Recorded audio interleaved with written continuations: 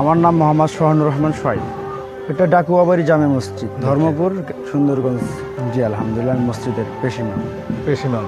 আমাদের ব্যারিস্টার শামীম হায়দার পাটোয়ারি সাহেবের যে গুণগান আমি শুনেছি, এবং আমাদের এই মসজিদেও উনি এসেছিলেন, বা এখানে অনেক বরাদ্দ ওনার আছে আলহামদুলিল্লাহ, এটা আমি শুনেছি।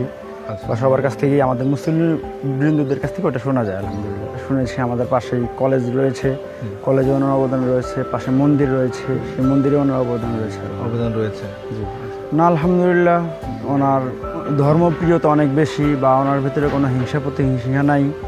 উনি সবার মাঝে কাজ করে গেছেন, উনি সবার এমপি ছিলেন, মুসলমানের কাজ করছেন, মুসলমানদের এমপি ছিলেন, হিন্দুদের কাজ করেছেন, মাদ্রাসা মসজিদের সকল কাজ করে গেছেন, এবং আলহামদুলিল্লাহ উনি অনেক ভালো ছিলেন।